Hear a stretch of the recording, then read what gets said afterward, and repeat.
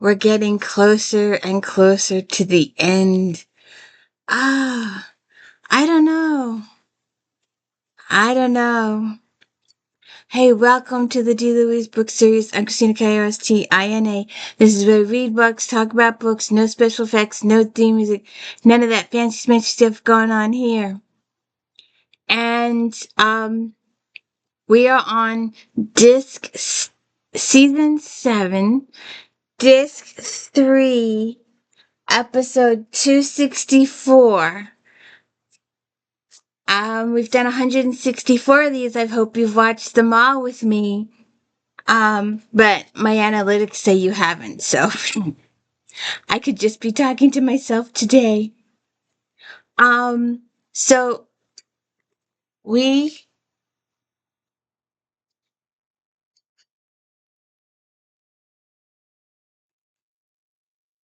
no books today. Although there are some coming later, so who knows?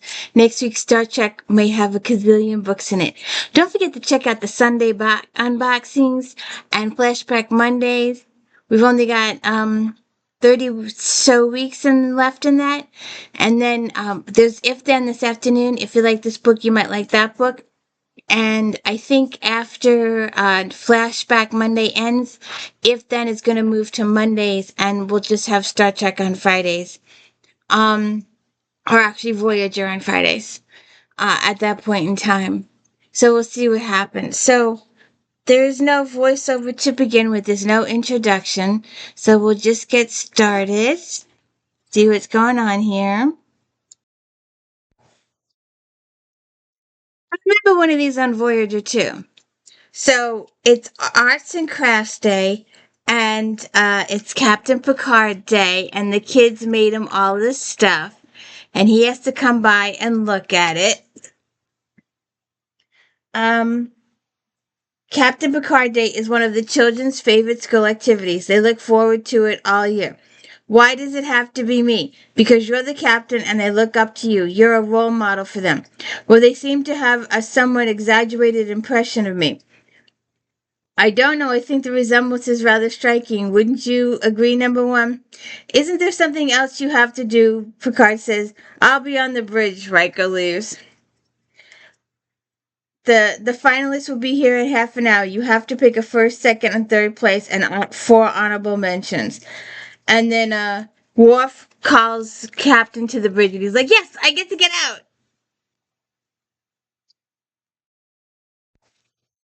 So then this admiral contacts him and she says, what are you doing right now? We are conducting energy output studies of the Memorial Quasar. All systems normal. The ship is fully operational. Good. I'm postponing the Quasar study for the moment. The Enterprise is to rendezvous with the Starship Crazy Horse in Sector 1607 immediately. You are authorized to use warp speed for the duration of the assignment. I understand. What is our assignment? I'd rather not discuss it over subspace channels. The Crazy Horse will be carrying someone from Starfleet. He'll brief you when he arrives. And she notices the Captain Picard Day signs behind him. Awkward. So Riker says, who won? And he says, Paul Menge, a 7-year-old. He had a most interesting sculpture of his head. What was the orange one with the lumpy skin? Oh, yes, you'll be interested to know that I arranged for Commander Riker Day next month. Oh, good God.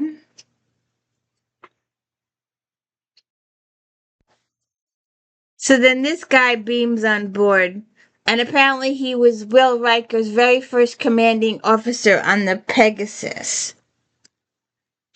Don't know. So then they talk. We should do this. Wait a second. Alright, so then they're all in the observation lounge. As you know, the Starship Pegasus was lost in this sector some 12 years ago along with most of its crew. I was the captain and Commander Riker was my helmsman. I remember hearing about it. The ship was destroyed by a warp core breach, as I recall. The captain and I, along with 7 others, managed to get to the escape pods before the breach became critical. From space, we saw what appeared to be a matter-antimatter explosion which vaporized the ship. No wreckage was found, so Starfleet officially declared the ship destroyed. Pressman says, however, all that changed 3 days ago. Starfleet Intelligence has an operative in Romulan High Command.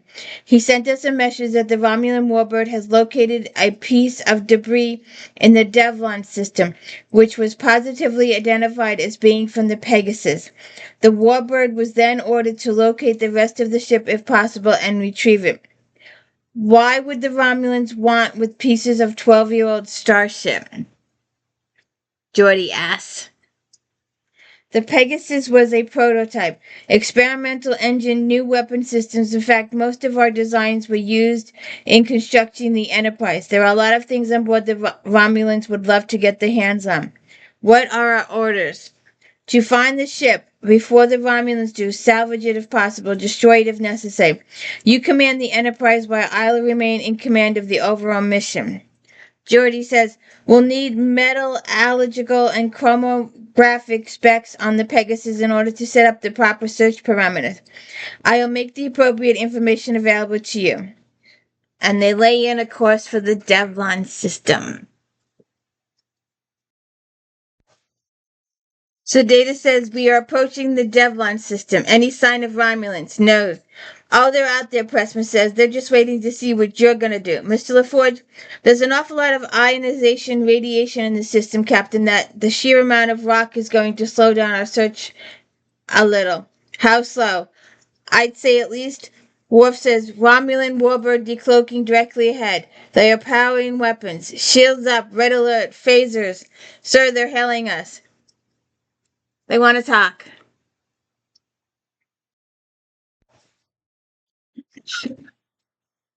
So, I am Commander Sorrel of the Romulan vessel Terex, to whom I have the honor of speaking. I am Jean-Luc Picard of the Federation Starship Enterprise. Captain Picard, I've heard so much about you. A pleasure to make your acquaintance. I hope our sudden appearance didn't startle you. No, not at all, but your unannounced appearance might have an unfortunate consequences. It would be an awful shame if your ship were damaged due to some misunderstanding.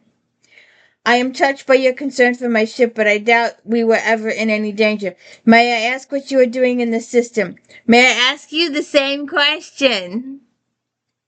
We're conducting a survey of gaseous anomalies. How interesting, so are we. Perhaps we combine our efforts and share our findings. I doubt our objectives are compatible. Perhaps you are right, Picard says. This has been a most pleasant conversation, but we must return to our search. Then I won't keep you.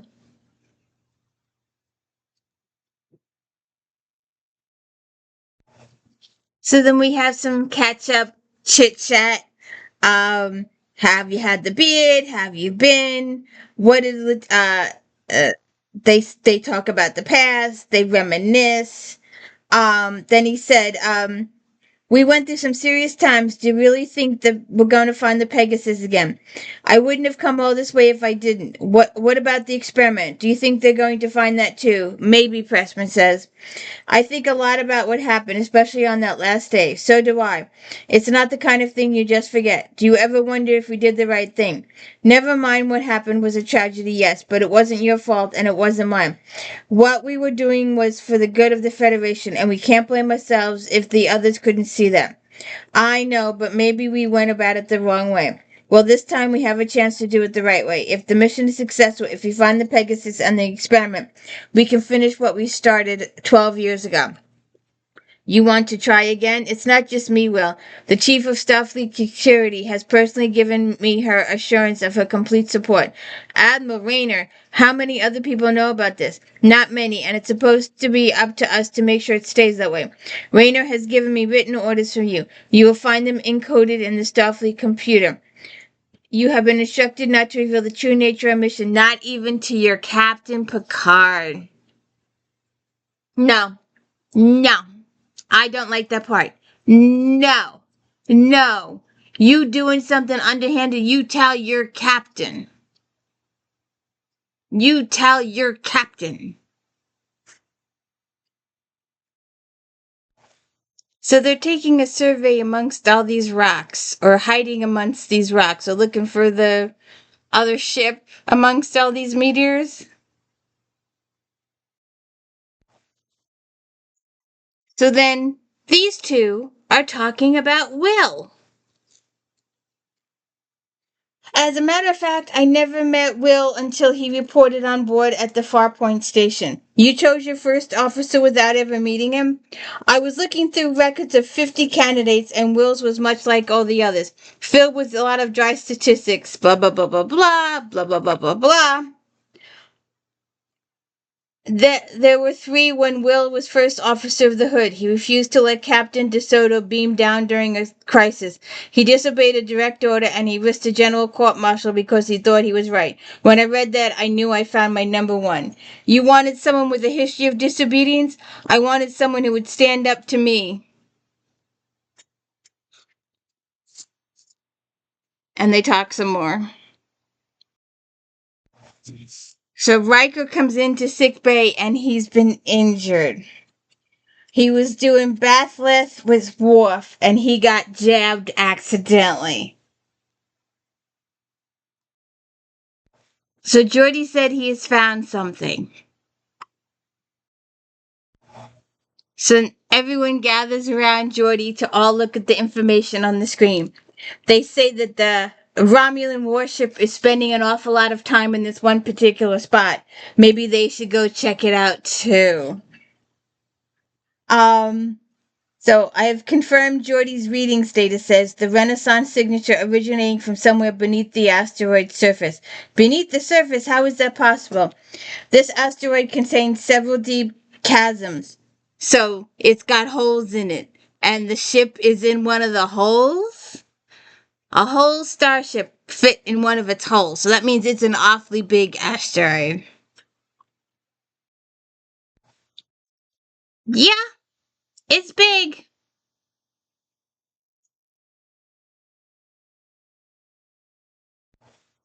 So then the Romulans come over and want to see what you're looking at. They talk about all different ways to investigate the asteroid, what sensors they can use, and what other stuff they can use to try and penetrate the asteroid and find the exact location. And they're spending all this time here, and the Romulans like, let's go check them out. Then Riker's like, we need to just destroy the asteroid. And they're like, well, it would eliminate quite a bit of our weapons and all this other kind of gobbledygook they talk about. So they're going to back off a little bit. Picard says, make it look like we have done our ionization thing and we've scanned the asteroid and we found anything and we'll go search the next grid and wait and watch and see what the Romulans do.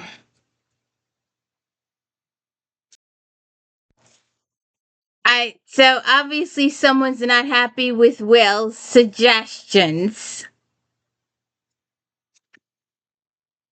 What the hell is the matter with you? Destroy the Pegasus before you've even taken a look at it?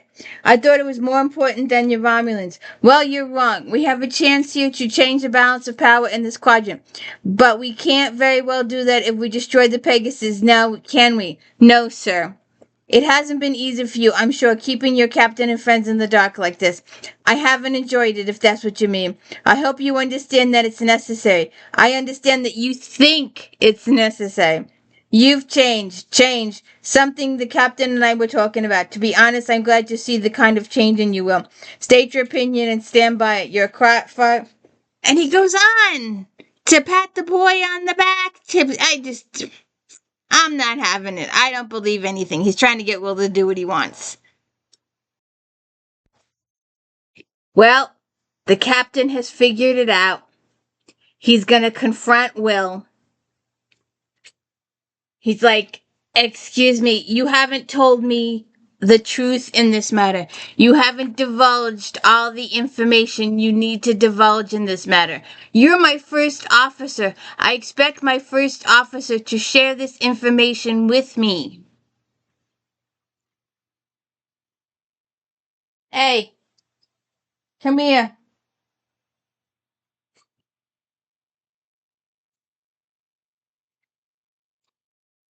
What? We'll go on the couch in a little bit. Sorry. He's not happy with Will at all. Not happy. Let's see if we can do this. There we go.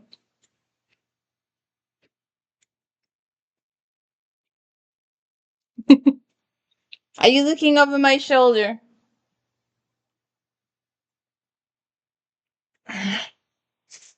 Okay. Yes, there is. Judge Advocate General's report, stardate 36764, subject inquiry into mutiny aboard the USS Pegasus. Based on testimony from Captain Pressman and other surviving officers, the Judge Advocate believes there is sufficient evidence to conclude that certain members of the crew did mutiny against the captain just prior to the destruction of the Pegasus. Okay, Will, what's going on here? You know, it wasn't easy to get this record. I had to pull in a few favors at Starfleet to get a look at it. It seems it was classified by Starfleet intelligence.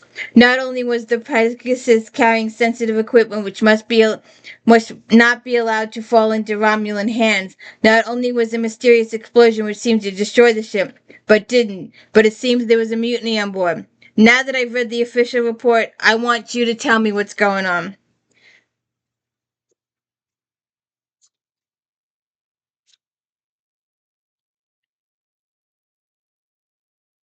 Riker tells him stuff but doesn't tell him stuff. I was 7 months out of the academy. My head was still ringing with the words like duty and honor. When they turned on him, I thought they were a bunch of self-serving, disloyal officers. So I grabbed a phaser and defended my captain. 2 or 3 others joined us, but it was clear by then that the mutineers had most of the crew behind them.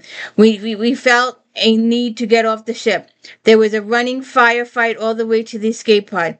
About 5 minutes after we left, there was an explosion. The judge advocate also believes that the surviving officers are deliberately withholding vital information. You need to tell me the truth, Will Riker.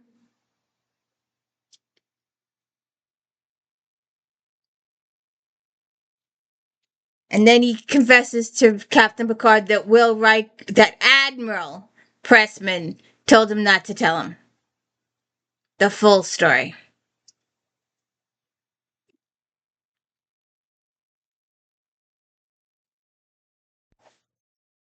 So then Picard goes, Margaret, there's something very wrong here. Do you know what's going on?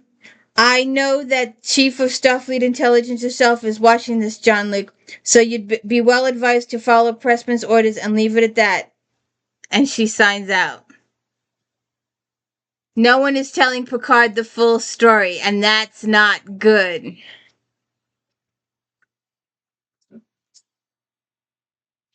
Not good at all. The Romulans are still out there, Worf reports, but our sensors go this far, and the Romulans are 5 or 10 feet past our sensors, so we really can't sense them, but we know they're still there. And then Data says he's been doing some scanning, and he discovered that the Pegasus still has its warp core. So Picard has more and more questions.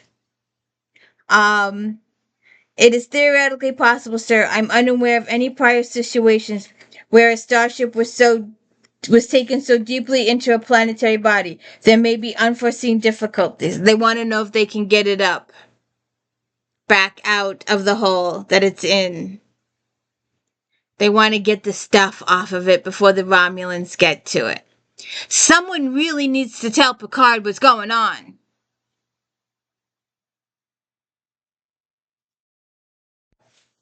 Oh, and an important moment here. Pressman says, take the Enterprise in. Picard says, understand that this is, please note in an official record that this was against what I want.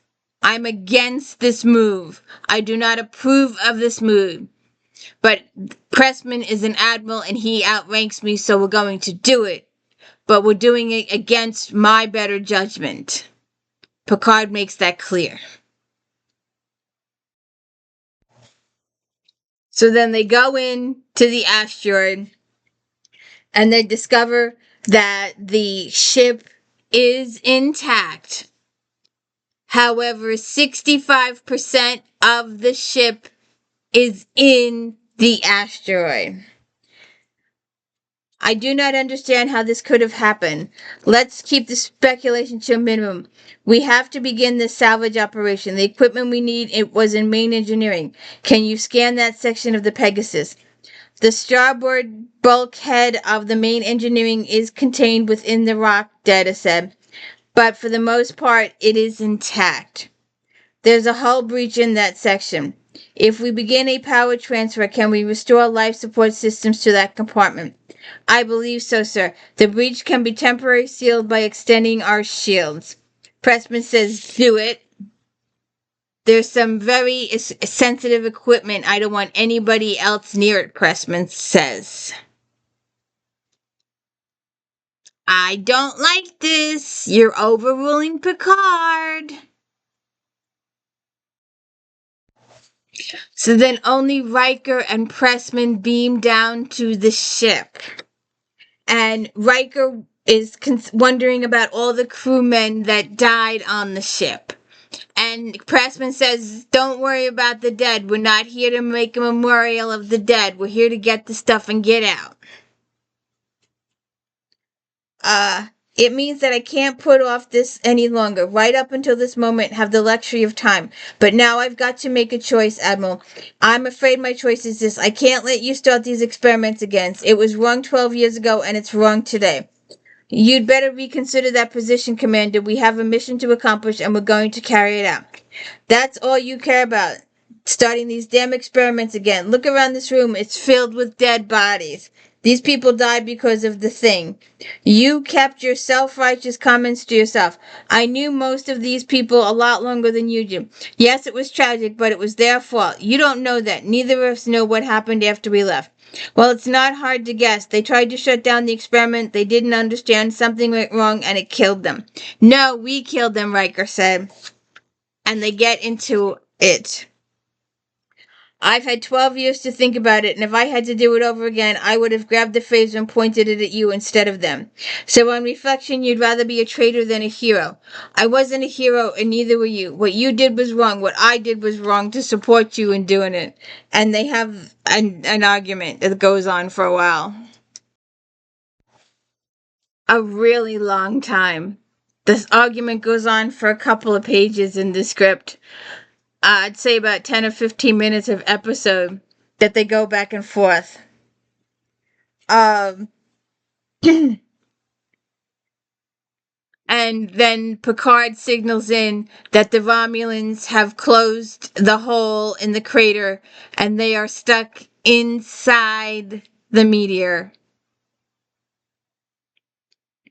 They are buried in a tomb. Can they burst their way out? Shall we see? So then they ask the Romulans for help in unclogging that hole that they just made, but deny making, of course. So what do you want?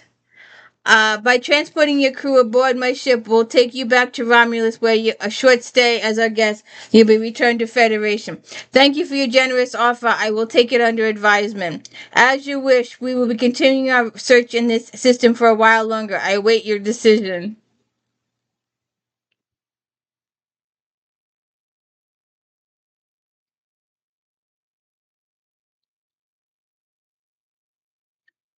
How long?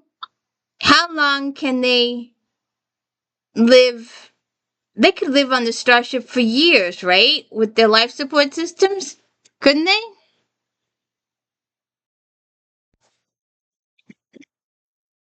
So then they discuss all the different options of how to get out. Use phasers, fire this, fire that. Um, uh, Captain, I suggest this piece of equipment in Admiral Pressman's Carter's under guard, which might get us out of here. It's a prototype for Starship Federation Starship cloaking device. And Pressman says that Riker has set himself up for court-martial by revealing that piece of information to Captain Picard. A piece of information that he probably needed to know. So, they talk about it, they hook the cloaking device up, and Geordi says it's online and ready to proceed, and him and Data work it through. And then we gotta have a talk about this. So the device allows them to just fly through the rock. So they come out of the rock, and Picard tells them to decloak. And Pressman says, if you decloak, then they'll know. And Picard says, yes, everyone's going to know. And he says, we'll decloak. So they decloak in front of the Romulans. So, after this whole incident, Picard puts Pressman and Riker in the brig. And Picard comes down to see Riker. I've spoken to Fleet Admiral Sheath. There will be a full inquiry once we reach Starbase 247. That will probably lead to a general court-martial of Admiral Pressman and several others at Starfleet Intelligence. Your involvement in this affair is going to be thoroughly investigated, Will. There'll be some hard questions for you to answer. I understand. You made a mistake 12 years ago, but your service since then has earned you a great deal of respect.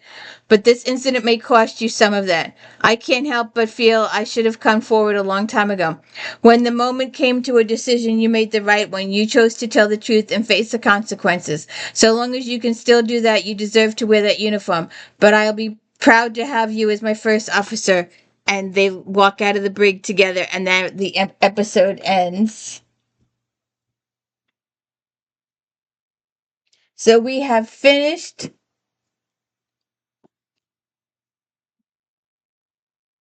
Star Trek Next Generation Disc 3. Moving on to Star Trek Next Generation Disc 4. Have a good one.